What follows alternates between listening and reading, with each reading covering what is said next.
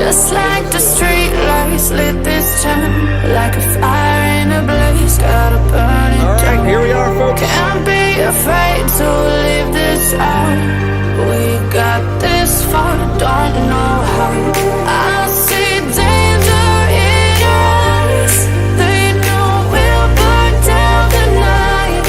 Coming just like the sunrise. You know that we're gonna light it up tonight. We're gonna light it up tonight. We're gonna light it up just like the sunrise. We're gonna light it up.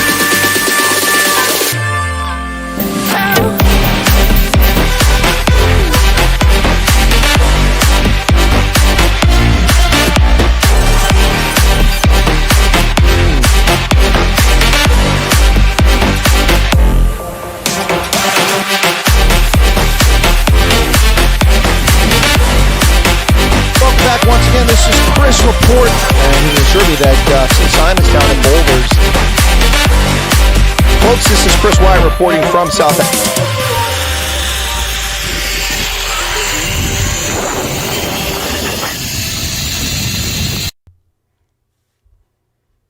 Sawubono, bonjour, bienvenue, salve, hochandit, horidag, grüß Gott. Greetings. Welcome back to the program, folks. This is Chris live in central Pennsylvania on Saturday, March 16th, 2024 for broadcast, your daily dose, your daily injection, combating the fake news, the legacy media, the op-ed disguised as news, and all the propaganda out there with your analysis. Welcome back to the program, folks, on a Saturday. Special broadcast time a little bit early today on Saturday because the final Six Nations weekend is upon us.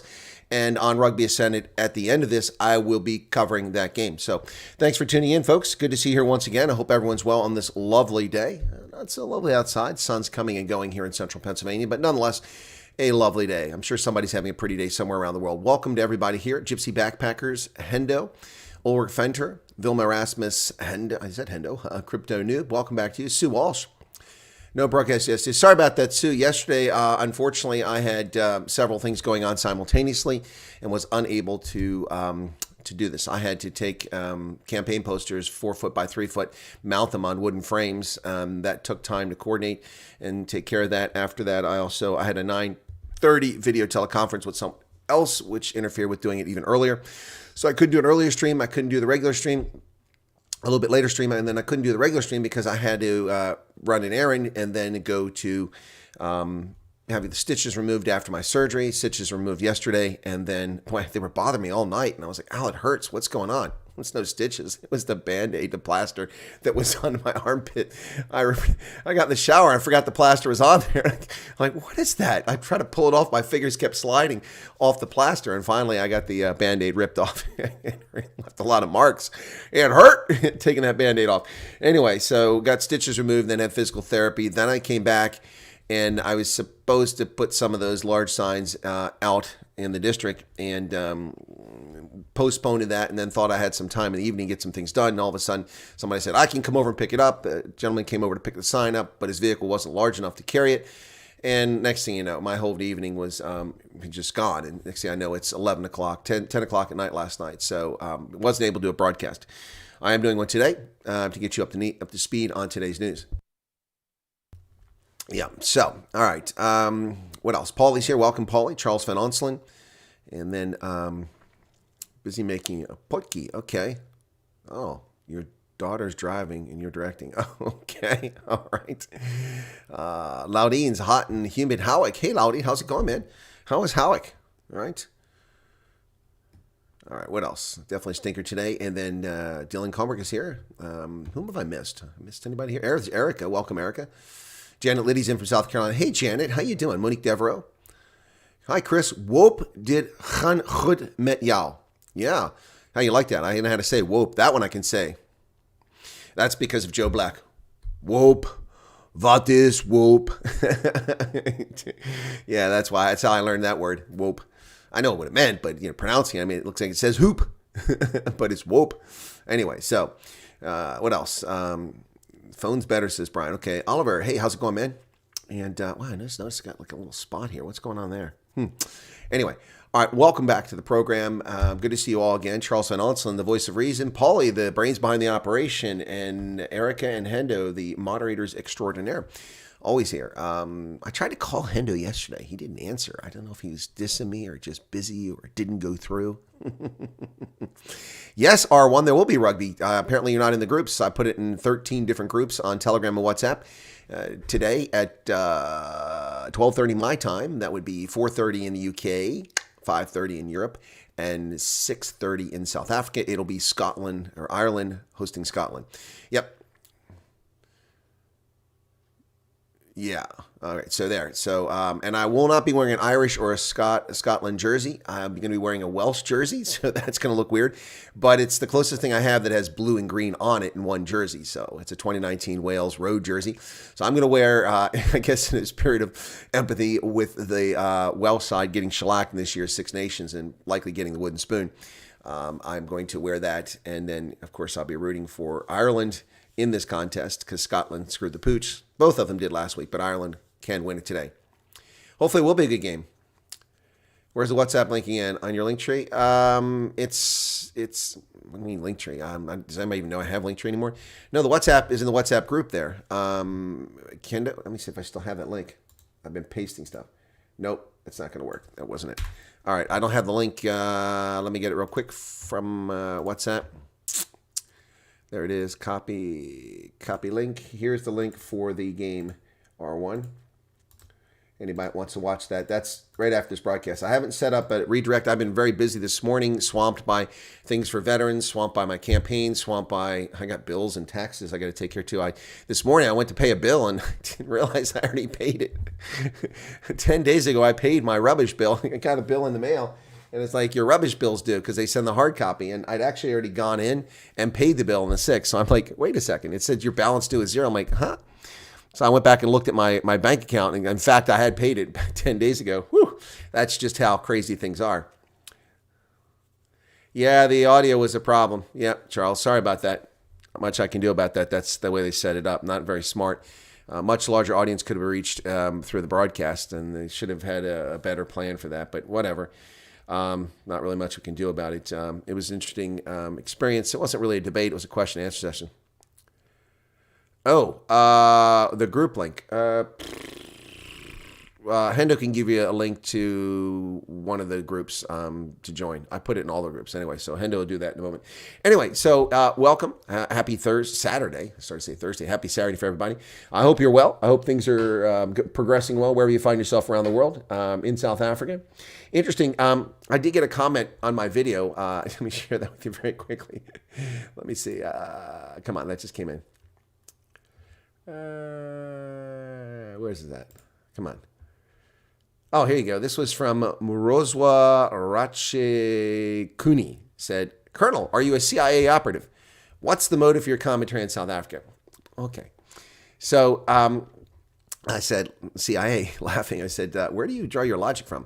So instead of making silly claims, try paying attention. I've told why I'm interested in Africa, specifically in South Africa, hundreds of times. Do you have a genuine question related to the analysis? So if the guy's got a genuine question, I'll be happy to answer. That was on my video about the potential scenarios. What is wrong with South Africans to think that only frickin' South Africans are allowed to analyze, comment, and have an impact on South Africa? Really? You know, if you don't want anyone else involved in South Africa, we'll just cut off all trade. We'll stop buying your gold, your diamonds, your platinum, and your car parts, and stop shipping stuff there. And we'll tell the Chinese to do the same, Europeans, and you just survive on your own. I mean, what's this stupidity? Of course, people have an interest in South Africa. People who ship goods to South Africa, people want to do business in South Africa, they have to know about South Africa. How do you think they find out about it? They find out about it from people who are informed, like me, who can actually tell them what the country's all about. What a dumbass question. What an idiotic, moronic question. Honestly, I'm not attacking the individual, but why do people ask dumb questions like, who are you to come into South Africa? What do you care about South Africa? You're always running your mouth about America. I'm not asking you to shut up about America. What a bunch of dumb stuff.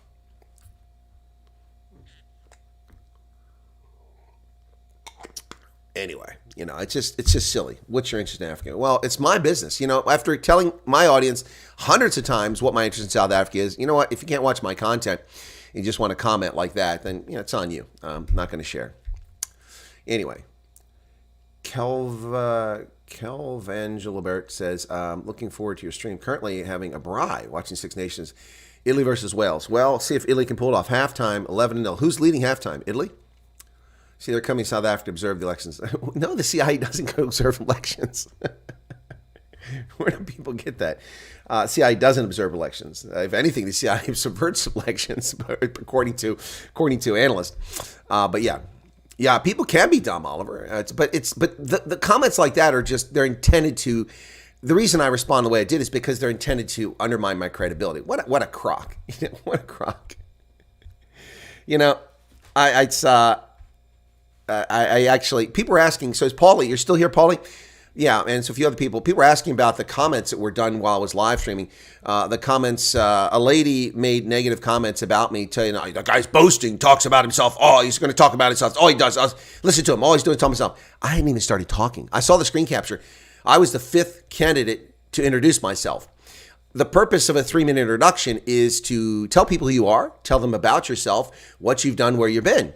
So by default, you're going to talk about yourself because that's what you're supposed to do in 3 minutes. It's not like you get up and go, hi, I'm Chris Wyatt. Let me tell you about fusion reactors. And we're going to talk about fusion reactors for the next 3 minutes when I'm supposed to be talking about myself because some little hate wanker doesn't like me talking about myself. Honestly. And then later on the comment about, failed this, failed that. The woman who posted that stuff is a woman who is a malicious liar. She's lied about me in the past, and I saw who it was after the facts. She's also the mother of a person who was fired for incompetence and for screwing the organization. And then also we found out the situation is even worse after she was fired than we knew when she was fired. If we'd known all the other things, she would have been fired much sooner. But yeah, this is a disgruntled parent of a employee who nearly drove us into bankruptcy. So you put what credibility you want into that. Anyway, it's called setting the scene or establishing ground. Exactly, Charles. But that's exactly what we're supposed to do. I mean, that's the directions we're given. You have 3 minutes to introduce yourself. Yeah, that's what you're supposed to do. Ken said, wasn't even born here. Okay. I really don't think you work for the CIA. Well, Kel, I don't. I haven't. I've worked with the CIA. That's a matter of record. I've told people that at different times. I spent 30 years as an intelligence officer at all levels, tactical, operational, strategic, all over the Middle East, Europe, and Africa. I mean, at some point, even if I didn't know, I probably would have been working with them. But yes, I work with them. In fact, I wrote the first interagency presidential daily brief in the history of the United States. Co-wrote it with analysts at the CIA.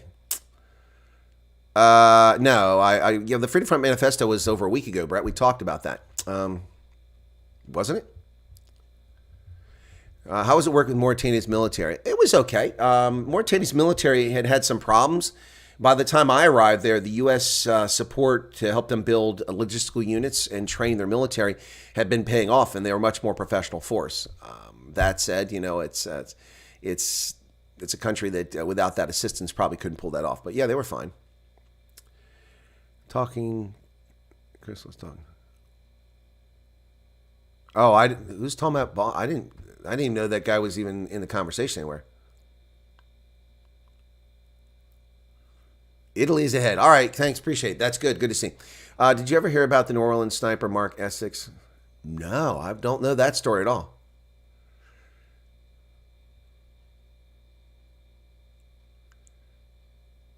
Oh, Erica was talking about him. I don't care about that guy. It's too many people, ignorant people. Sadly, they should read more and educate themselves. It's effectively story time, but in this case, a story of facts. Yeah.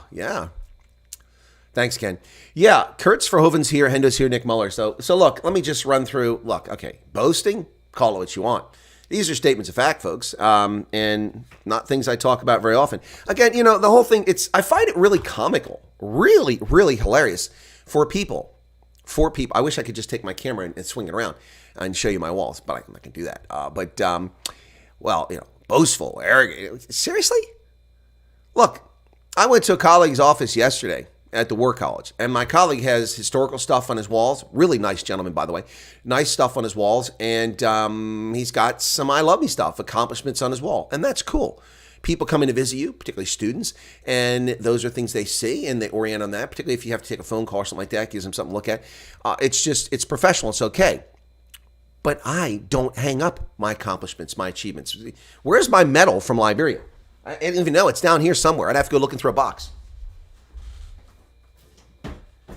And it's not because I don't appreciate it and I'm not grateful that I got this high decoration for the governor of Liberia. It's because it's not in my nature to boast. By the way, don't forget this. Ons for y'all. Ons for y'all. Brendan Horner. Yeah, so, I mean, it's in this box or it's in another box. I'm not even sure which box it's in. Not here. Oh, here's a spoon I got from the Platinum Jubilee. Look at that. I got that when the Queen's Jubilee. Ooh, when I was in the UK. Special collector's item. Not that I give a flying flip about the Jubilee, but I figured, hey, you know, what the heck? That might be worth something someday somewhere. Oh, there's where that's at. I've been looking for that tripod for a while. It's in here. Yeah, no, it's not in this box, so I'd have to look in another box. My point, you see the point here? I can't even find where the darn thing's at. I don't even know where it's at right now. So, anyway. But these clowns who you make, you know, oh, you're boasting. Is it boasting, man? It's just a statement of fact. Good Lord. You don't hide from your accomplishments. You don't hide from what you've done. You don't hide from your failures, you know? I said Donald Trump was going to win in 2020. Apparently I was wrong. I'll admit that up front right there. Yep. It's radicalized, anti-white. Okay, no, I'm unfamiliar with that. Wow. At a Howard Johnson. Ooh. Yeah, anyway. Yeah, so, I mean, like on my card here. Okay. You want to call it boasting? Call it boasting. Charles says he did win. Well, apparently they told me he didn't. 37-year Army combat veteran. It's not boasting. It's a statement of fact.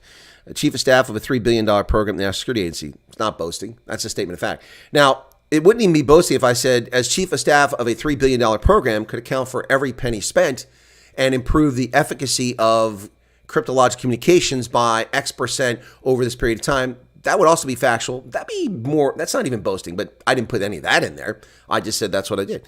Led a $254 million rebuilding of the post-conflict armed force library. Statement of fact, brother. Authored over 1,200 strategic intelligence products at Defense Intelligence Agency. And I'm the first to tell you that I wrote 1,200. It doesn't mean they were good. Well, they were, but that doesn't mean they're good. That shouldn't impress you. 1,000. By the way, I did that in 34 months. Just 34 months. Anyway, judge of elections, Army counterintelligence agent, developed HIV programs across Africa. Yep. Taught undergraduates at Iowa State, taught postgrads, published author, radio broadcaster, independent journalist, energy industry analyst, dairy farmer, polyglot, served all these foreign tours, Gulf War, Bosnia, Kosovo. Yeah, that's just statements of fact, man. And people who've accomplished nothing in their lives or have accomplished very little in their lives attack people who are successful. Look, you're not going to please everybody. We learned that a long time ago, didn't we, in life? I certainly, if I knew that already, but I certainly knew that for a fact when I started broadcasting on this program. No doubt about that, man. No doubt about that. Remember the early days? Christian Parad. Oh, good. Italy's going to win. Christian Paradago. Remember that? And Victoria Conti coming on here and starting all the little trouble. Apparently, I don't know. Victoria has a beef with one of the people on my channel and took it out on my channel. And she got bumped. Anyway. But yeah, that's, people are just silly. Spoon may refer to, that you refer to a bit of a stir. Chuck Pittman did not have the proper clearance to get and was going to get court-martialed. Okay, thanks for that, Brett. Good to see you, Brett. He's killed because he was offered new ones, put over his chopper and lifted. He was shot 211 times. Good Lord, Brett, that's a scary story. I've never heard that story. No way anybody surviving that 211 times. Where would you even put 211 bullets in a body?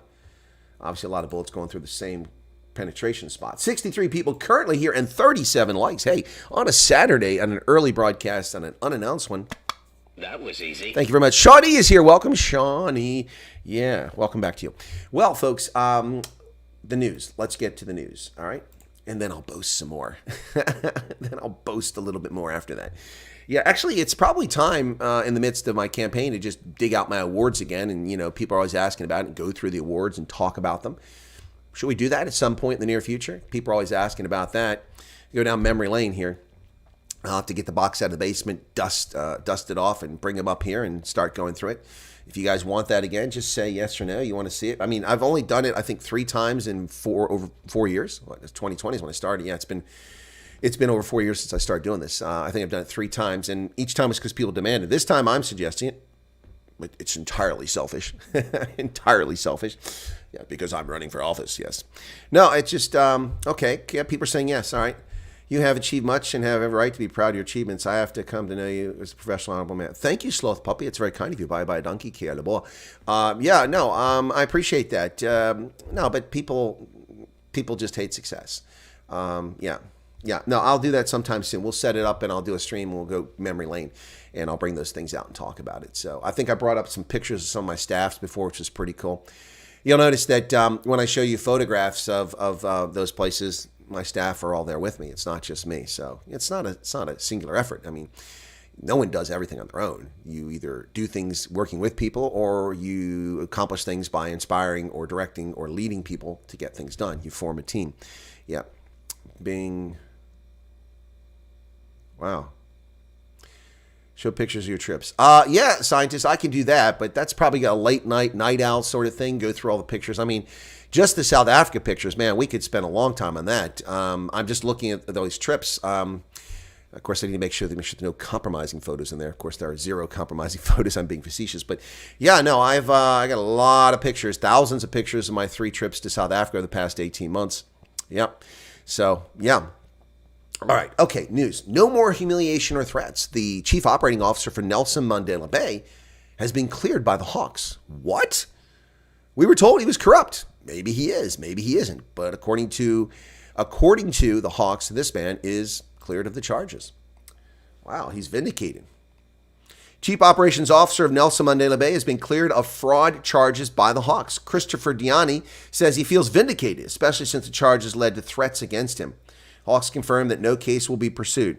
For 3 months, he had to operate under a cloud of humiliation and even threats from political parties, but for the first time since he was accused of fraud, Chief Operations Officer of the Nelson Mandela Bay municipality can breathe a sigh of relief. Christopher Dyani, who was also the city's previous acting city manager, was recently acquitted of all wrongdoing by the Hawks following an investigation. Now, the question I have here is, I don't know this, so this is a question. I'm not making a statement. Did the Hawks actually acquit him, or did they simply drop the charges? That's, I think, a fair question, but here it says they quit him. I didn't know they could acquit him. The Scorpions had prosecutorial authority, and they conducted trials. Do the Hawks have that same authority? I thought they had to return the case to the justice system, so I'm not really sure how you acquit someone. The charges relate to Dyani's alleged misrepresentation of his salary when he asked the now suspended city manager for a salary increase following his appointment back in April of 2023. They claim that he made a false representation of having had a higher salary, and I guess he was negotiating to get a higher salary. I mean, in our government, we don't negotiate. If you have a higher salary, you enter government, it's lower, then you get a lower salary. You get the fixed rate. You don't get to negotiate for your salary. So, fact number one, the South African government should not allow that, okay? Then there'll never be any questions of corruption here on this issue. If you enter government and you're making R1 million a year, and government pays 800,000 Rand per year, then your salary is 800,000. You don't get to negotiate for a higher salary. If you enter government making 100,000 Rand and your salary is 800,000 Rand, then you get the 700,000 Rand windfall. Piece of cake. Anyway, but he is cleared of wrongdoing. 9 members of the economic freedom fighters have been found guilty. Whoops, that's not the right button. Have been found guilty of contempt of parliament for calling Ramaphosa a money launderer. look at that face from Sinoa Tambo. Look at Sinoa Tambo, man. Sinoa Tambo. He looks very scary there. Yep. The 9 EFF MPs were found guilty of calling Ramaphosa a money launderer and refusing the withdrawal remarks during his budgetary statement back in June 9th and 10th of 2022. Speaking during media interviews posted on Twitter, Malema said the ANC was doing all it could to protect the corrupt. It was well within the rights of MPs to say he's a money launderer because it's exactly that. Money was found in foreign currency under mattresses. If there's no practical definition of money laundering than that, then I don't know what else there is. What is exciting about the election is that the ANC won't have a majority to continue doing the nonsense they're doing, he said. Well, Malema has a point. However, despite my derisive comments of calling Cyril Ramaphosa Minir Palapala, and the fake whitewashing by the ethics committee in Parliament saying he committed no ethics violations, which is total nonsense. Despite that, Cyril Ramaphosa, we have never determined whether he was even aware of the transaction. I'm pretty confident he was, but so in fact, they did slander him. So Parliament found them guilty. Anyway.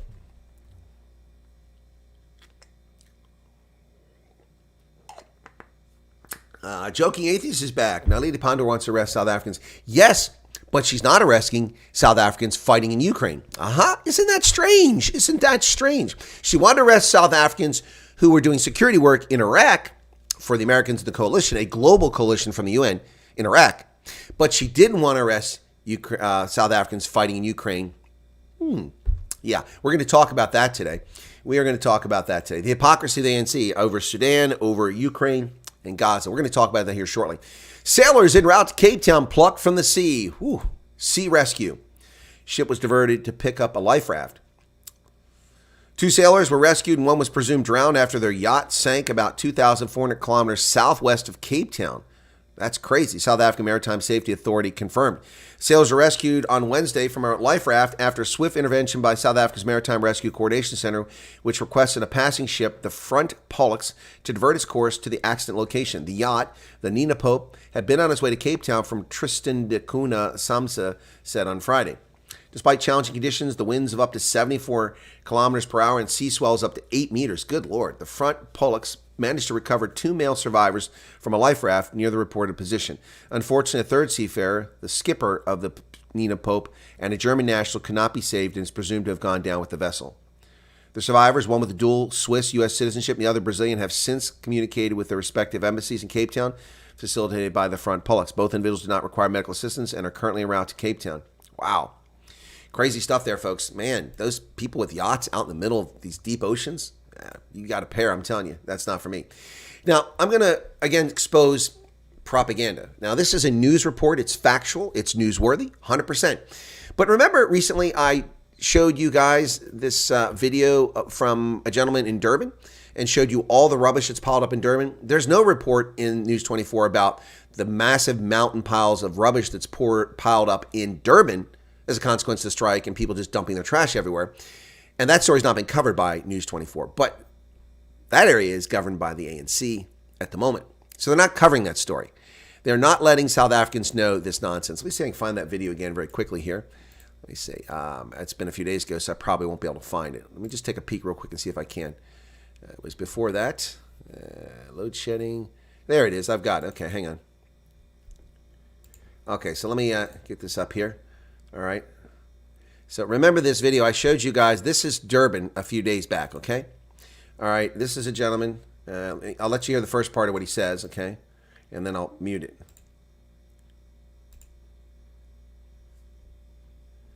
Okay, well, it didn't work. Why is my sound not coming on? There we go. All right, so let's go back and start again. This is Durban. This is what the Rainbow Nation has become. Never in my life did I think... Never in my life did I think. I got to put on mute now. We don't want to get in trouble here. So, all right, so this is... Come on, computer's not cooperating. There you go. This is Durban. This story has not made News 24. This is not Durban. This is not... Look at this rubbish. Vermin, rats, rodents, disease, pestilence. This is South Africa under the ANC. Look at this.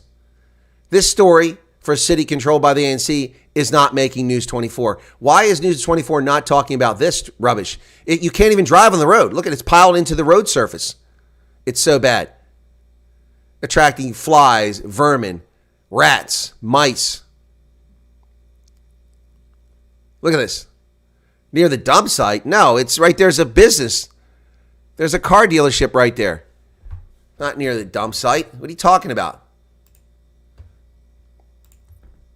Unbelievable. Now, that story has yet to make it into News 24. That video is from 4 days ago. However, today, what does News 24 do? Run a video about Cape Town, which is accurate, it's factual, it's true, it's newsworthy. But what do? They run a story because the Western Cape is run by the Democratic Alliance. Now, News 24's headquarters is in Cape Town, where their lazy fake journalists work at. Waste collection collapse. Rubble and rubbish pile up in Cape Town's informal settlements. Trouble continues to besiege the city of Cape Town's Department of Urban Waste as uncollected rubbish and rubble pile up in informal settlements. Earlier this week, reports emerged of unrest in Kailicha due to rubbish and rubble not being collected by contractors. Oh my gosh, look at this. Look at all that rubbish. Actually, by comparison to what we just saw, that's actually pretty clean. Now, I'm not diminishing this problem in Cape Town, but why not report the whole story? If the ANC was ruling Cape Town, would this even make the press for News 24? Do you think? Do you think?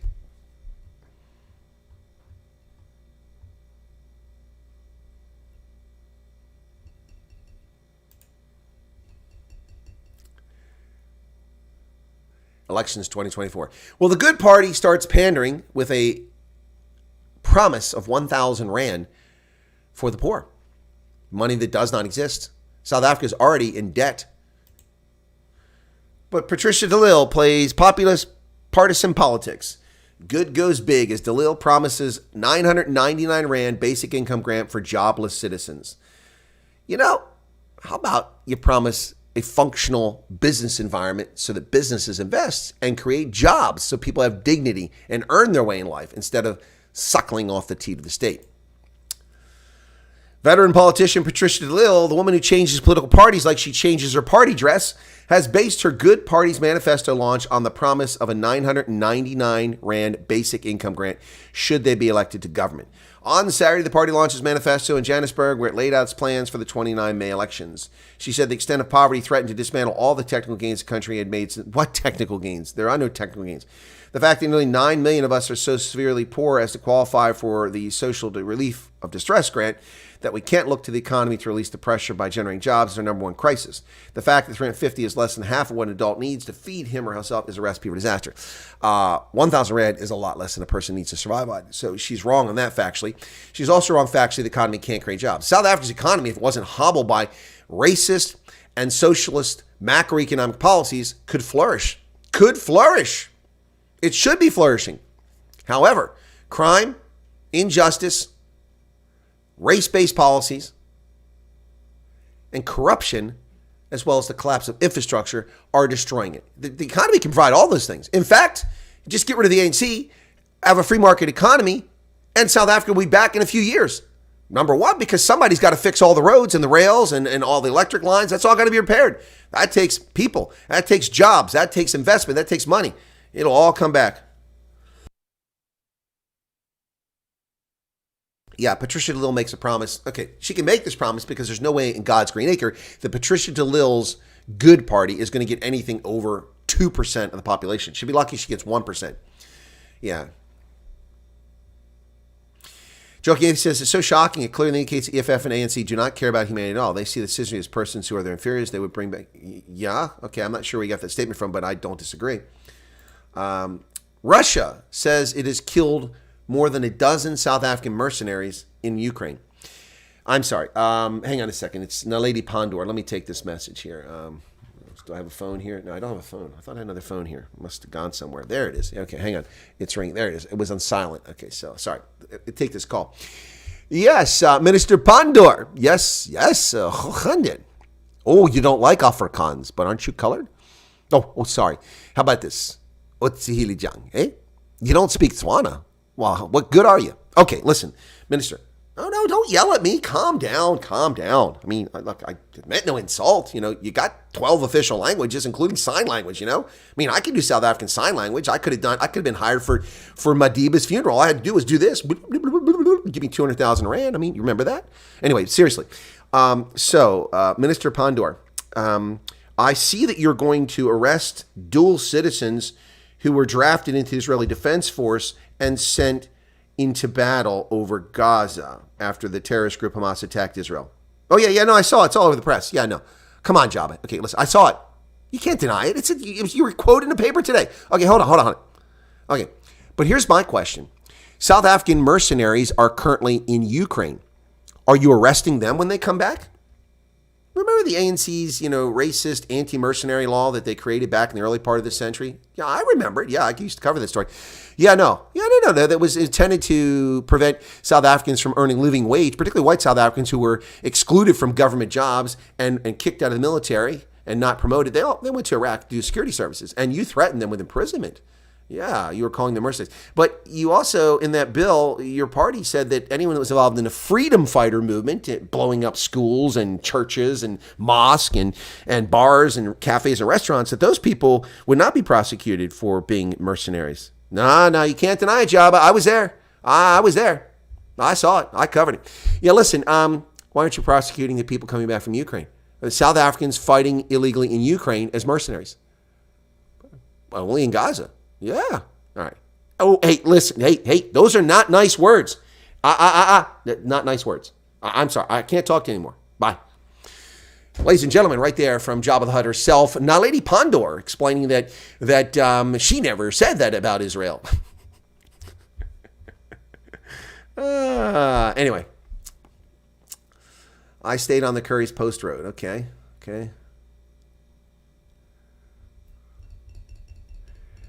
Towards Balaguan. You guys are talking about the rubbish there. There's no way there can be so much rubbish in that particular place as it's commercial near Macro. Well, there's rubbish on the road.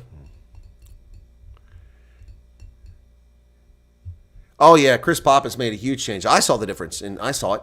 I mean, I've been to Howick now 3 times, and the first time the DA didn't control it, or they just taken over. Yeah, they just taken over, and you could already see some changes. And then I came back and saw wholesale change the next time, and the third time I went there, it was even more change, and for the better.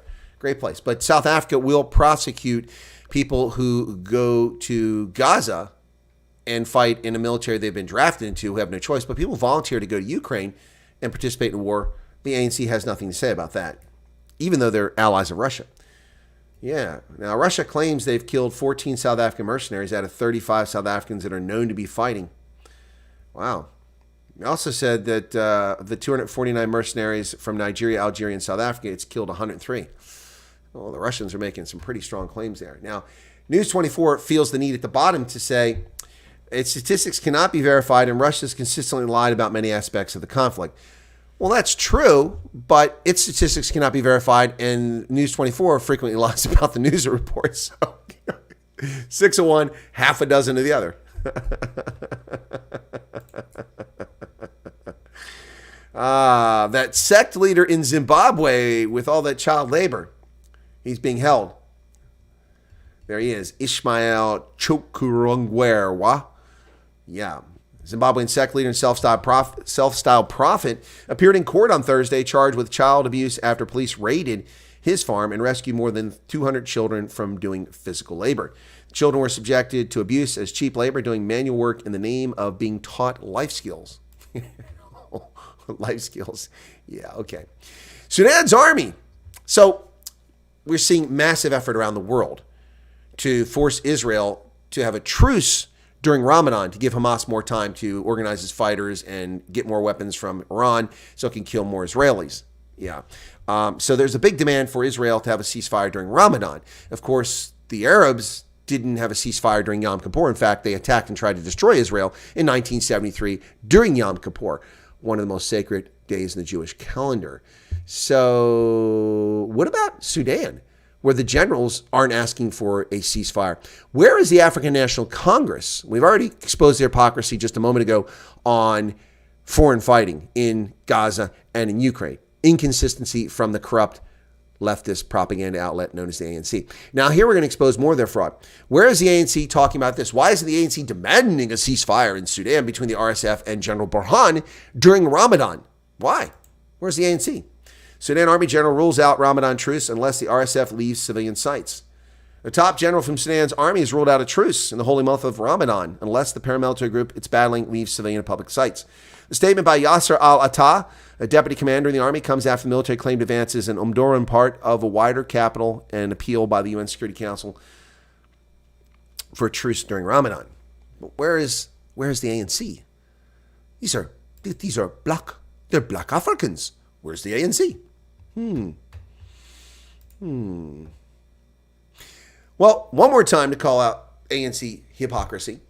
The ANC is going to the International Court of Justice once again to waste their time and get attention on behalf of their paymasters or their willing fellow travelers from Tehran, Moscow, or Beijing, wherever they're coming from. They've gone to the International Court of Justice to demand that Israel, stop starving Gazans. Well, Israelis shouldn't be trying to starve anybody. Let's be clear about that. But they're concerned about the humanitarian crisis of epic proportions because there's a few 100,000 Gazans. Meanwhile, 5 million people are going hungry and at risk of starvation. Not of malnutrition, starvation. Wow. According to the United Nations, World Food Program. Where is this? In Gaza? No. It's in Black Africa, in Sudan. United Nations appealed on Friday for Sudan's battling factions to allow delivery of humanitarian relief and fend off looming catastrophic hunger. That sounds very familiar with what the South Africans are claiming that Israel's not allowing. but I don't see any comment from the ANC. I don't see anything from Naledi Pandor talking about how evil and vicious and cruel the rulers in Sudan are and how racist they are. Interesting, the dual standard. And for a party that cares about Pan-Africanism, not really so much, that cares about black solidarity, not really so much, that cares about black lives, not even remotely, the ANC says nothing about the world's largest, most severe and devastating food crisis on the planet, Sudan, which last year produced a surplus of wheat. Yeah. And where did it sit? In bags, getting wet, being eaten by vermin and rotting. Why? Getting moldy. Because the government is the only authority authorized to buy that grain. And they didn't have the money. So they let the food rot. And then, of course, the leftists said, well, it's because of the Ukraine conflict. Sudan could get no grain from Ukraine. They didn't need grain from Ukraine for the most part. They produced more than enough in Sudan, but it all went to waste. Don't you love the coffee table analysis by people that really don't know what they're talking about? It's funny.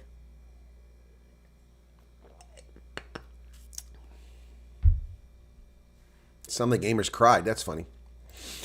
Kenyan doctors go on strike. Whew, well, more bad news in Africa. Patients left unattended or turned away. This Voice of America report says that doctors at Kenya's public hospitals began a nationwide strike on Thursday, accusing the government of failing to implement a raft of promises from a collective bargaining agreement signed in 2017 after a 100-day strike that saw people dying from lack of care.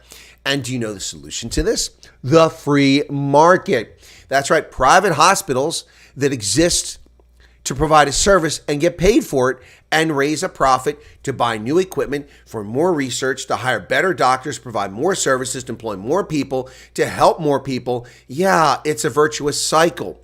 The private sector. If the private sector were paying these people, then they would be getting more money most likely. The private sector would also not be one organization. It would be multiple companies across the economy. And a strike at one location would not necessarily result in a shutdown of the entire healthcare system for a country of 40 million people. Insane. The Kenya Medical Practitioners, Pharmacists, and Dentists Union, wow, that's a mouthful, no pun intended for the dentist, said they went on strike to demand comprehensive medical coverage for the doctors and because the government is yet to post 1,200 medical interns. Yeah, government control of the private sector does not work. How many examples do people need? Soviet Union, the East Bloc, North Korea, Communist China, which isn't communist anymore. It's totalitarian, but it's not really communist. Cuba, Venezuela, the list goes on. Mozambique, Angola, all failed. Socialist experiments like Tanzania under Julius Nyerere, Julius Nyerere, failed miserably. Well, the Indian Navy has a standoff with a hijacked vessel controlled by Somali pirates. Suspected pirates aboarded a hijacked bulk carrier fired on its warship, the Indian Navy said. They're demanding that they surrender. The Indian Navy ship intercepted a hijacked bulk carrier off the coast of Somalia and demanded the pirates on board surrender. Back in December, the Maltese flag Ruin was hijacked by Somali pirates. The situation escalated further this week. The Indian Navy released footage on social media today that said it depicted pirates aboard the Ruin opening fire on its warship. Wow. It called on the pirates to surrender, release the vessel, and any civilians it may be holding. Now, this is a few hours old, so I don't know the current situation. I've seen no post on it. Maybe they've had a fight since then. Thousands celebrate in Senegal the release of jailed opposition leaders. Senegalese opposition firebrand Ousmane Sonko and the presidential candidate he is backing in the March 24th election, Bassirou Diomaye Faye, were released from prison on Thursday, according to the state broadcaster. Their release has been expected after Parliament passed an amnesty law on March 6th as the authorities sought to ease tensions following their thwarted bid to postpone the vote by 10 months. Thousands of supporters massed in Dakar, the capital, to celebrate the news, chanting Sonko's name on the gridlocked street where he lives. Some lit flares, danced, or tooted their motorbike and car horns. Wow. Isn't it strange how banana republics seek to imprison their political opponents? In countries that aren't real countries, countries that have no rule of law, countries that simply oppress their political opponents and try to put them in... Wait a second. That sounds a lot like America. Let's see. Joe Biden's afraid of Donald Trump, so we got Jack Smith and Fannie Willis and Alvin Bragg and Letitia James. Oh my goodness, we're a banana republic. I didn't even know that. Wow. The United States has officially become a banana republic where political power is used to oppress political opponents. Wow. How do we get here? Crazy, crazy. In Africa, Deutsche Welle has decided to tell us that right-wing extremist groups are driving the argument against homosexuals, lesbians, transgender, and LMNOP-XYZ, whatever fits in that acronym, which is said derisively not as an insult to homosexuals or bisexuals, but to the news who report this. So this is an issue that's true, but these guys are late to the party. Conservative religious groups have been involved in Uganda and other countries in Africa for years, helping them draft legislation that African leaders approve. But to give the impression, which is what Deutsche Welle does here, that anti-gay bias or disdain for homosexuality is a creation of right-wing extremist groups in America and not indigenous to Africa is simply ludicrous. It's ludicrous. 9 out of 10 South Africans oppose gay marriage, yet it's in the Constitution. Animus towards homosexuality in Africa is not a consequence of Western engagement. There is a consequence of Western actors helping push legislation. That's a statement of fact, but this is a dishonest and misleading Deutsche Welle story.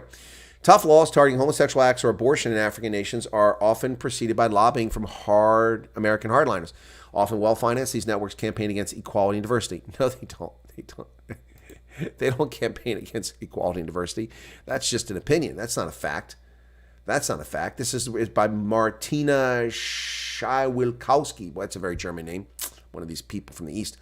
Yeah. Fundamentalist Christian churches from the United States are increasingly gaining power and influence in societies and political spheres across Africa. No, not increasingly. This has been going on for 20 years. Good to see you wake up there, Germany. Many of them have been whipping up negative sentiments against LGBTQ people and abortion rights. Haley McEwen, a sociology University of Gothenburg in Sweden, has examined some of their influential networks. U.S. Christian right-wing groups have been very active in U.S. foreign policy since the early 2000s. Several organizations have been around since the 1970s. In the early 2000s, they started to increase their influence internationally. See, that's just nonsense. They are not influential in U.S. foreign policy. I've worked in U.S. foreign policy. That's nonsense. Let me give an example of that. If they were influential in foreign policy, then why would Barack Obama have suspended military assistance that I was providing to the Ugandan People's Defense Force, UPDF, in 2013, 2014? Why would he suspend that aid in early 2014? Because of a homosexuality law that was passed. If right-wing groups were driving U.S. foreign policy, that's simply factually untrue. There may be some people who are influential, but it's not driving U.S. foreign policy. This is propaganda. It's a dishonest report. Dishonest report. Influence comes with money. These days, it's African leaders who introduce the new laws, which is why they've been targeted by far-right networks in the U.S. According to McEwen, these groups want to win over African leaders in order to implement what's being described as family-friendly agendas, both in their home countries and internationally at the United Nations. Yes. UK-based media platform Open Democracy published a 2020 report that examined more than 20 American Christian groups. The paper revealed that the groups, which are known by their campaigns against LGBTQ plus rights, access to safe abortion, contraceptives, and comprehensive sex education, has spent at least $54 million in Africa since 2007. Those are NGOs. That's not U.S. foreign policy. The U.S. has spent billions in Africa. Yeah. Anyway, so then she focuses on the 2023 anti-LGBTQ law, but not the 2013 law that was signed in 2014 by Yoweri Museveni. Selective reporting by poorly informed so-called journalists the world over. Very sad to see. The number of Chinese workers in Africa, according to Johns Hopkins, has dropped drastically. The number of Chinese workers across Africa has hit its lowest level in more than a decade. New data from China's National Bureau of Statistics show. From a record high of 263,696 workers in 2015, only 88,371 were recorded in 2022.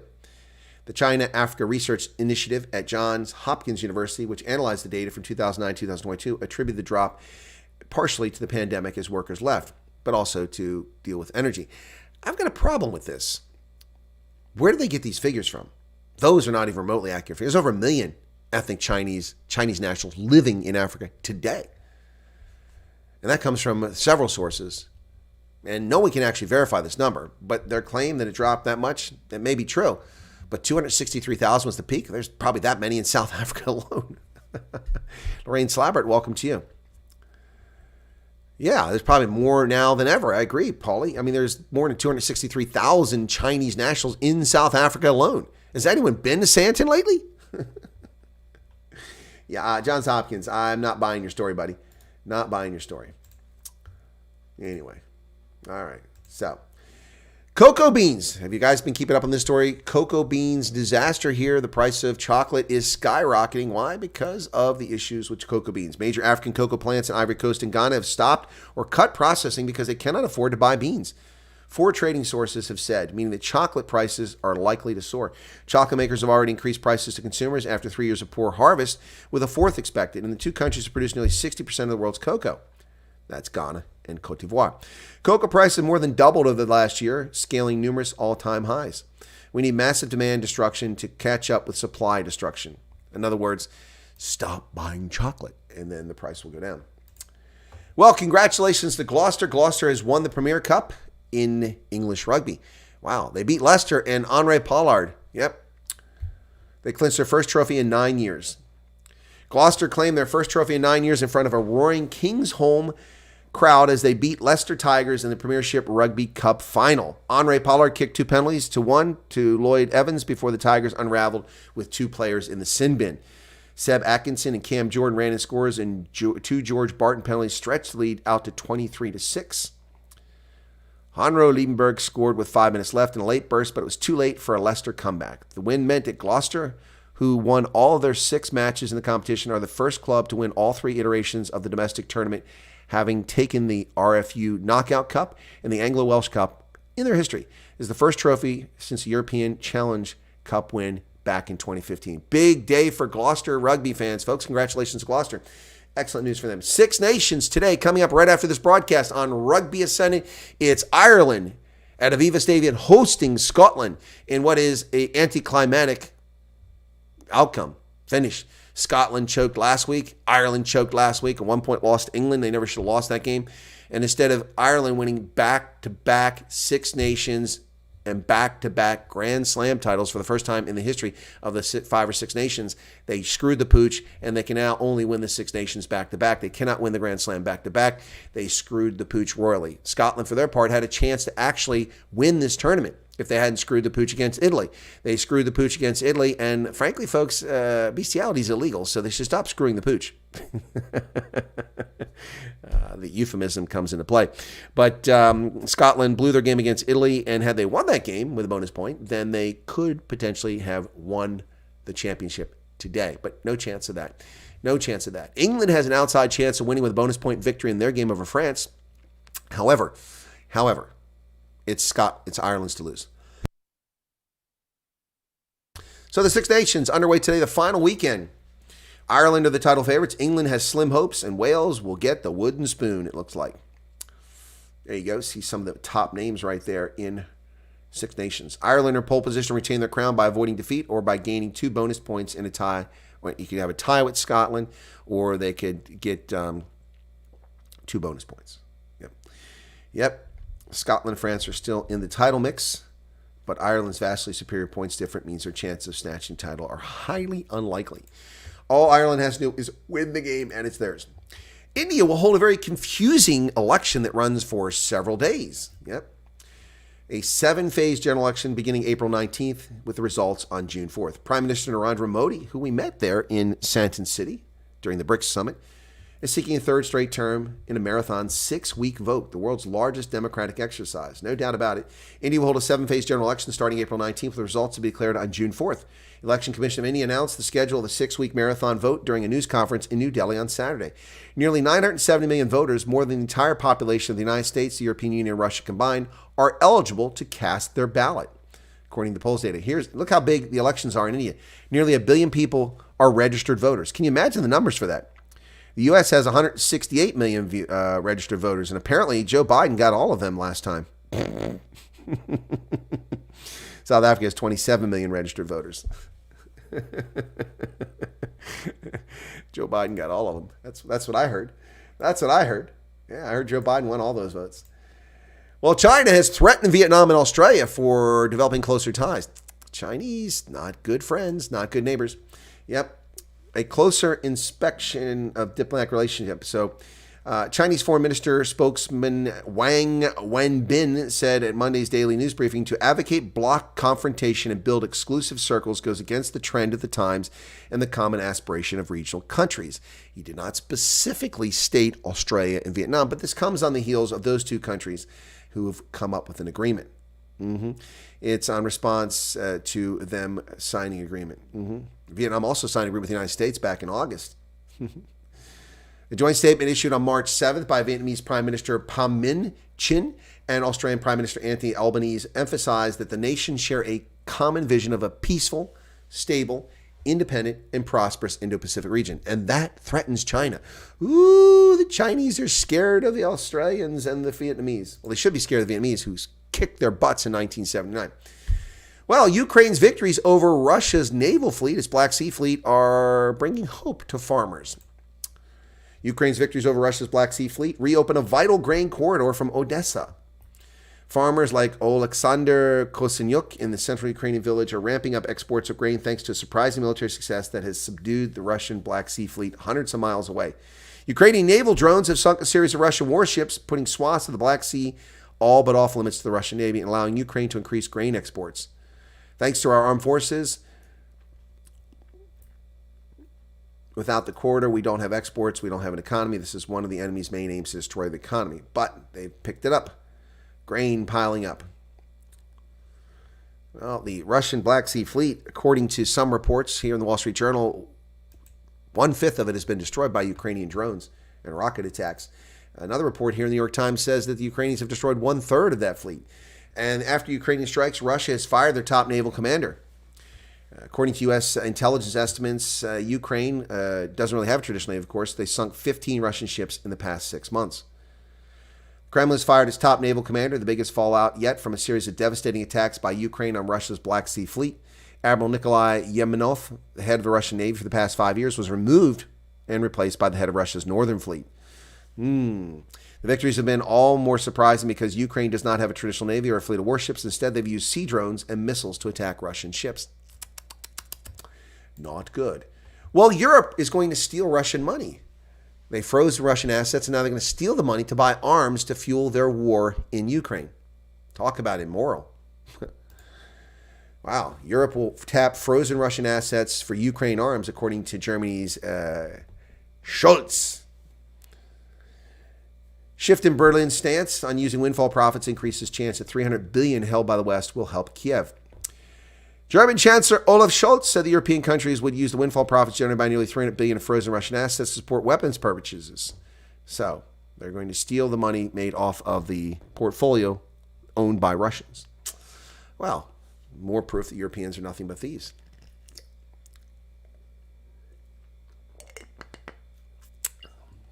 Yeah, let's see what they've got to say about that. Well, turning our attention to France, Aya Nakamura, not her real name, that's her stage name, Aya Nakamura, France's top pop singer, well known throughout France with billions of views of her music videos and her performances, has raised a row. Not her herself, but apparently right-wing racists are angry that she might be selected to sing at the Olympics. Interesting story here. Outrage from the far right over rumors of a performance at the opening ceremony has exposed deep divisions in France. Of course, she was born in Mali and then brought there as a child to France and grew up in France. She is the most listened to French singer in the world, whose relentlessly catchy hits about love and betrayal have been streamed 7 billion times, and who made history last year when she sold out 3 Paris gigs in 15 minutes.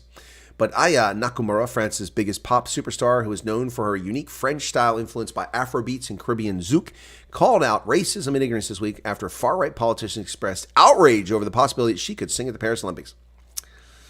The Paris prosecutor opened an investigation on Friday into alleged racist abuse against the singer during the Olympics row. The complaint had been filed by the France-based International League Against Racism and Anti-Semitism. Look, I'm not laughing at the attacks on her. That's sad. Why are people so threatened by her?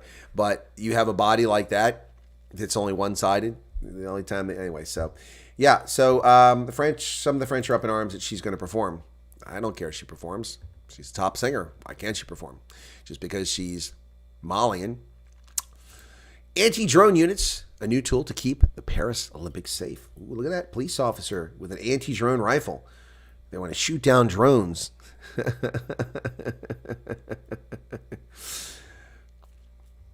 Lorraine Slabbert says, doesn't this seem so petty by the French? It does, Lorraine. That was my point for telling the story. You'll notice that several stories I have today, one could conclude that they're pro-black. They're not. They're pro-homo sapien. And that's consistently my position where I've been. People shouldn't discriminate against white folks and black folks. Should just get along. Well, the Irish are angry over Gaza, a country that happily supported terrorists that killed innocent people for years and tortured so-called collaborators and executed them and shot people in the knees. Yeah, Ireland is perfectly happy with that. And in solidarity, they support the terrorists in Gaza. They're upset about Gaza, but they're silent on Sudan and the Rohingya and the Uyghurs. Perhaps the Irish are also hypocrites. Irish anger over Gaza overshadows White House St. Patrick's celebration. U.S. President Joe Biden hosted Irish Prime Minister Leo Varadkar on Friday for the annual St. Patrick's Day reception at the White House, amid calls to boycott the event by many in Ireland who are outraged by staunch U.S. support of Israel in its war against Hamas. Well, first off, U.S. support for Israel has hardly been staunch. We have a senator, the Senate Majority Leader, the Crypt Keeper, Chucky Schumer, calling for the overthrow of the government of Israel. That's hardly staunch support. He is a member of the same party as the dimwit who's our president, who is threatening the Prime Minister of Israel. That's hardly staunch support. The Irish really know what they're talking about. Today celebrates 100 years of diplomatic relations between Ireland and America. May the hinge of our relationship never go rusty. How does Ireland have a prime minister named Varadkar? That is not an Irish name. My view is that we need a ceasefire as soon as possible to get food, medicine in, to get the hostages out. We need to talk about how we can make that happen and move towards a two-state solution, which I think is the only way we'll have lasting peace and security. And Biden said, I agree. And Mr. Varadkar, I agree. We need a two-state solution in Sudan. And we need a ceasefire during Ramadan so that 5 million people don't starve. Where are you on Sudan, Mr. Varadkar, you flaming Irish hypocrite? Where are you? Thousands rally in Slovakia over proposed government dismantling of a state broadcaster. People are in love with the government controlling things, folks. They absolutely love the government controlling things. Thousands rally in Slovakia. Look at that crowd, man. Look at that in Bratislava. On Friday, thousands of Slovaks rallied in the capital to condemn a plan by the new government of populist Prime Minister Robert Fico. Wow. To overhaul the country's public broadcasting during a wave of anti-government protests. The protesters in Freedom Square in downtown Bratislava joined President Zuzana Kuputova, local journalists, the opposition, international media organizations, the European Commission, and others who warned that the changes result in the government's full control of the Slovak public radio and television. Really? It's already a government broadcaster. How are they going to have full control? Anyway. This appears to be a thinly veiled attempt to turn the Slovak public broadcasting server into a state-controlled media. It is a state-controlled media. What are you people, stupid? It's a public broadcaster. It's owned, controlled by the state, by definition. Maybe you have issues with how it's going to be managed, but don't say it's going to turn into a state-controlled institution. It is a state-controlled institution. It will just entrench political leadership's control over it. State the truth, not your propaganda. Well, Tesla settles a racism lawsuit with a black worker who won 2 trials over racist discrimination. In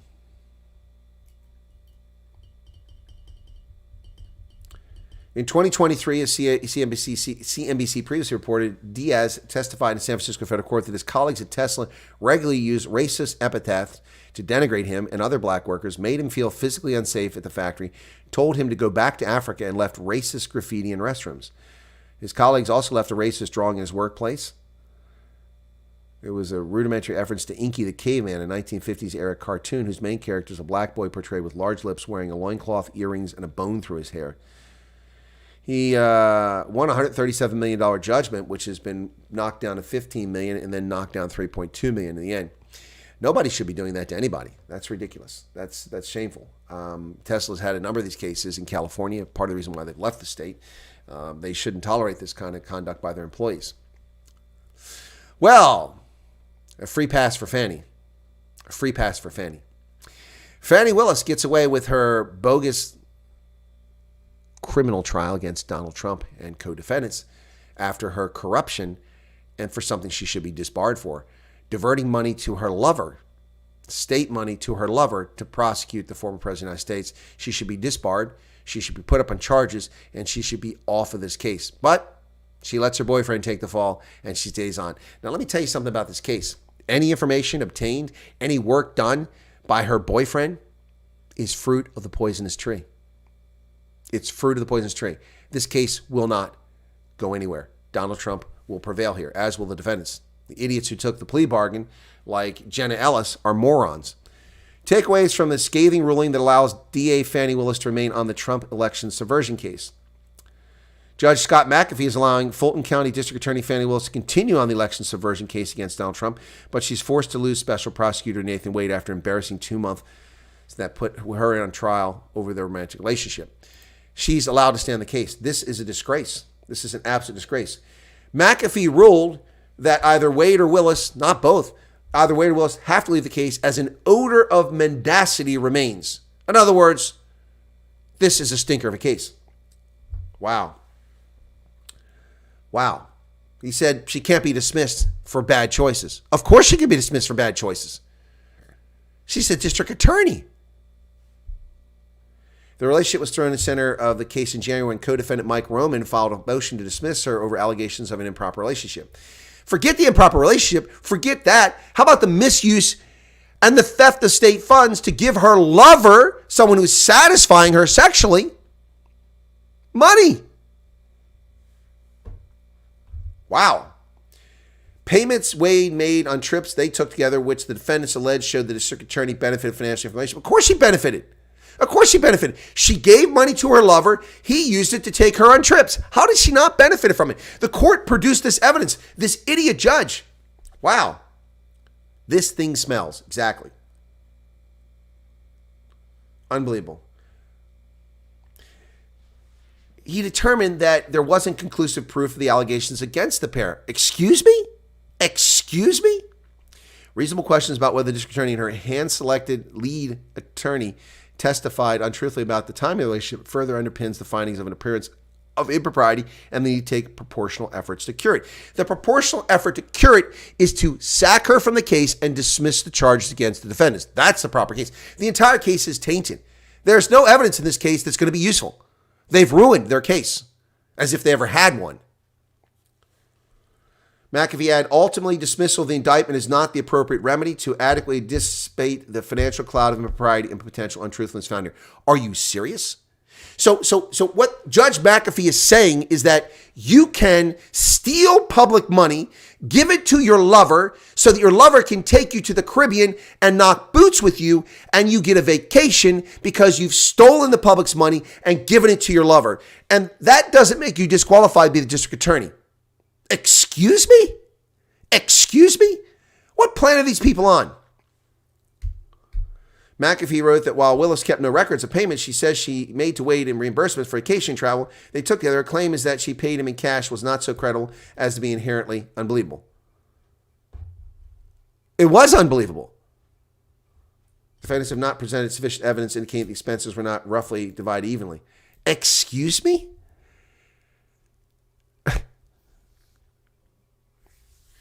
This case should stop with the proof they have that Fannie Willis paid hundreds of thousands of dollars, almost $700,000 to a man she was having a relationship with who was a subordinate of hers. Let's not forget that. She was in charge of him. This is an abuse of leadership and authority. She was sleeping with a subordinate. She was sleeping with a subordinate. She was paying a subordinate to give her vacations, yet she can remain on the case. Wow. This is how corrupt this system is. Well, Fannie Willis says goodbye to Nathan Wade and says what a great guy he was. Wow. Fannie Willis calls Nathan Wade brave as she accepts his resignation from Georgia. Brave? Yeah, I think you're brave if you're dating that woman. Yeah, I agree. Nathan Wade, you're very brave. She is a vile, repulsive human being who lied on the stand. Pretty obvious. Fulton County District Attorney Fannie Willis has accepted the resignation of lead prosecutor Nathan Wade, with whom she was having an affair, calling him brave for taking the high-profile case against Trump and 14 co-defendants. I will always remember and will remind everyone that you were brave enough to step forward. What are you even doing talking about this? Your subordinate should be announcing this. There's a conflict of interest in her even announcing his resignation. Sick. This is twisted. This isn't jurisprudence. It's a joke. Well, Hertz, the global car rental company, which went into bankruptcy thanks to government suppression of businesses during the scam, Gil West will be the incoming chief executive officer after Scheer steps down because of electric vehicles. Another casualty of the fantasy of EVs, Hertz Global Chief Executive Stephen Scheer will step down as the company looks to move forward from its major reversal of its investment in electric vehicles. The rental company named Gil West, a former executive at Delta Airlines and General Motors, to take over effective April 1st. Hertz joined Hertz in February 2022, oversaw the company after its exit from bankruptcy and reorganization. He had previously been with Goldman Sachs. He served as the chief operating officer of Cruise, GM's autonomous vehicle business unit. And he also worked for Delta from 2014 to 2020. Hertz had a big bet on electric vehicles in 2021 with a major investment to purchase thousands of Tesla EVs. Scheer dug in on the move, with the company agreeing to buy 65,000 vehicles from the Swedish EV company Polestar instead of Tesla. In January, they said they would sell 1/3 of their fleet because it's bankrupting them. Now, Hertz agreed to buy these vehicles before they even hired this guy, but they're firing him because they bought the vehicles. Yeah, okay. So he's the fall guy. Yep. They'll never work anywhere, Lorraine. The fire department of New York's chief bites the bullet for the witch hunt, the unconstitutional abuse of authority by the fire department of New York to go after people who express political speech, after the fire department tried to shove political speech down their throats. Top FDNY chief takes a fall after the Post exposes the commissioner declaring department will hunt down New York Attorney General Letitia James hecklers. A top FDNY chief is taking the fall over a Post report exposing how Commissioner Laura Kavanaugh planned to hunt down firefighters and other staffers who mercilessly booed the unpopular New York Attorney General Letitia James during a department promotion ceremony. In email Tuesday to battalion chiefs, Chief of Department John Hodges backed off his prior internal announcement, admitting his use of the term hunt was a poor choice of words. Yeah, anyway. Yeah. Well, of course, they've been caught red-handed because the press exposed them. Joe Biden is seeking to prevent the security of our elections. Biden is pushing to raise voter ID requirements that are backed by 85% of voters. Recent comments from Biden administration officials have stirred a debate about the role of federal agencies in supporting citizen participation in elections and the validity of voter ID laws. Concerns have been raised by House Republicans over a lack of transparency regarding the implementation of an executive order. To answer John Jarvis's question, stating the truth is what people should always do, whether you're a private citizen or a politician. It's as simple as that. You shouldn't shy away from telling people the truth because you work for some place or you're running for some office. Simple as that. Wales lost. Okay. Joe Biden, according to Newsweek, takes a stunning lead over Donald Trump. Of course, let's talk about that. Yeah. According to Newsweek, Joe Biden has gained a surprise narrow lead over Trump in two different polls 8 months before the elections. Confirmed this week that there'll be a rematch. In two polls, it appears Biden might marginally beat his rival. One Reuters poll of 3,356 registered voters found Biden would get 39% of the vote, while Trump would get 38%. It was conducted between March 7th and March 13th. A Daily Kos, which is a leftist website, poll of 1,300 voters gave Biden a 45 to 44 lead. Problem with this, of course, is that Joe Biden has just set a record low approval rating. Despite positive responses to his dark brand and State of the Union address, Biden's approval rating sank afterwards to an all-time low of 37.4%, with a disapproval rating of 56.5%. Yet these polls tell us that Joe Biden is going to win the election. Of course, this story does report after its clickbait headline the truth, and that all the other polls have Joe Biden losing wildly.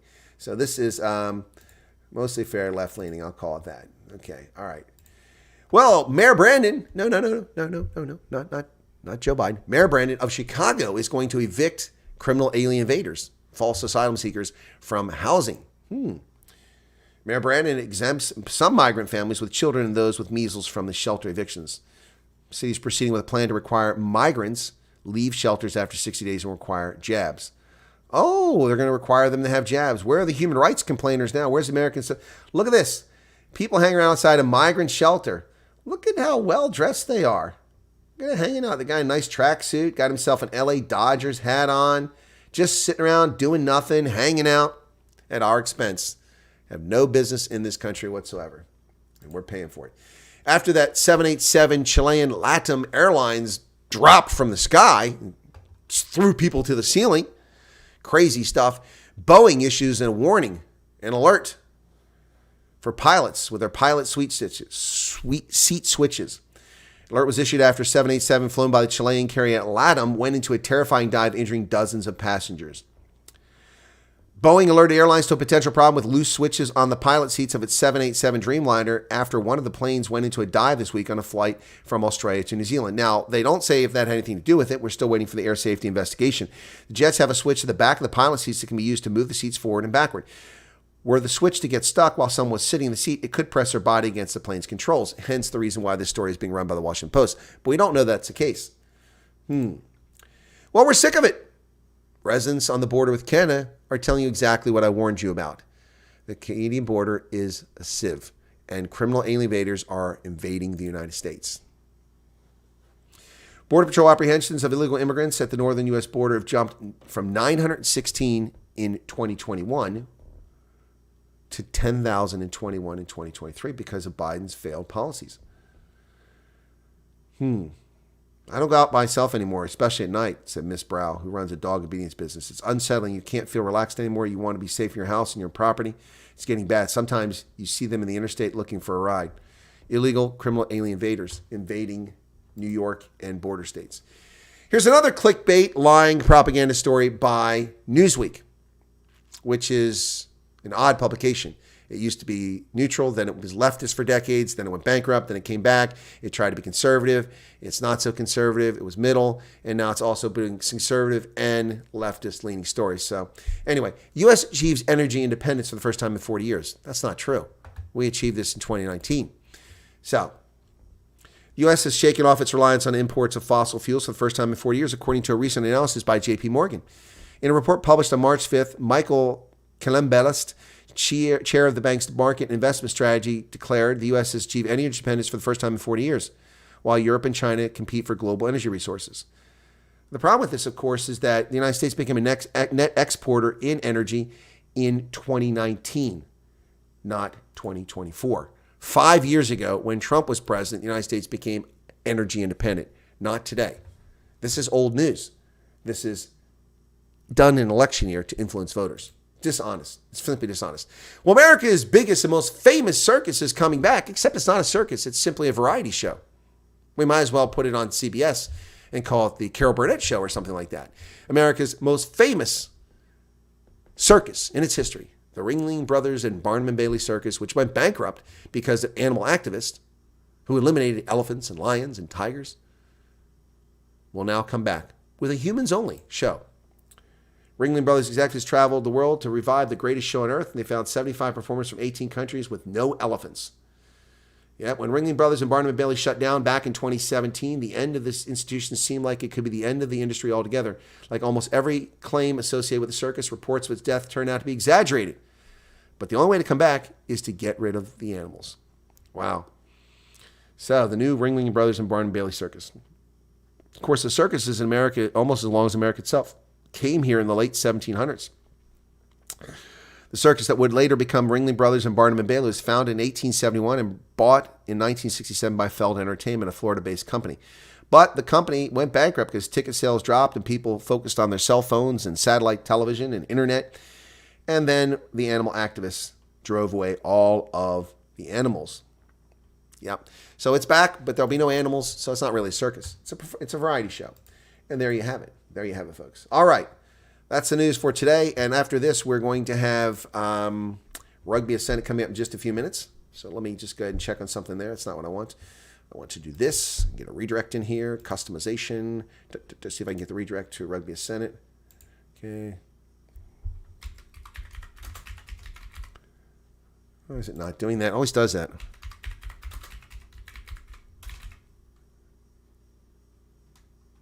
Send. It's not showing my there. There it is. There it is. Finally. Boy, I typed Rugby Ascendant and it showed me all this other stuff until I finally got the full word in there. All right, so you'll be redirected to the Ireland-Scotland game on the other channel. We'll have to go find it or the link if you want. Just a few minutes. No animals? Then it's not a circus. No, it's a variety show. I'm going to miss some of the comments here because I got to get off. Look at a story about black female privilege followed by a story about black female privilege. Okay, Sleepy Joe must book himself a nursing home. Yep, Judge Dredd. I am the law. Happens USA as well if you're not under contract with government food distribution warehouses. Okay. Thought we only had judges. No, we have them in the U.S. Putin has had hospital windows fixed nationwide. His opponents are starting to die differently. I don't know about that, Spiker Hunt. What's that all about? What's that all about? Racism should not be a party mandate. It's a shame people are like that. Agreed, Lorraine. 100% agreed. Agreed 100%. Italy. Oh, wow. They nearly came back. Wow, that's crazy. 24-21. Thanks, Ken. Appreciate that. And that's the end of that game. Wow. So, yeah. So let me take a quick look at the Six Nations standings, if they've updated now, as a consequence of that. Six Nations. Let's see what we got here, if the table's updated. So 24-21, they held on. Wow. And the standings, that would take them to 15 points. Italy. No, it takes them 11 points, yeah, because they get a bonus point. So Italy winds up with 11 points, and they're not going to get the wooden spoon. Wales with 4 points, because they got a bonus point for finishing within 7 there. So 11 points. They're tied with Scotland and France right now. So if France loses to England, Italy could be, well, they have a negative score, so they'll still be in 5th place. They're not going to go up, but still, 11 points. That's, I think, the best performance they've had in the Six Nations possibly ever. Well done to them. Anyway, folks, don't run off. Be sure to hit the like button. Only 67 people have done that. We've had over 350 people watching the program. So we're going to go over to Rugby Ascent here in just a couple minutes. The game begins at 12:45 my time, so the game isn't starting immediately. We're just going to talk about the lineups and about what's going on. So let me break here. Thank you for tuning in. God bless. Be safe out there. And don't take any wooden nickels because they don't work in the slot machines. I'm just saying. Plus, nobody wants wooden nickels. They deteriorate. All right, that's it. Thanks, everybody. Appreciate you being here. Be safe out there. Cheers, and God bless.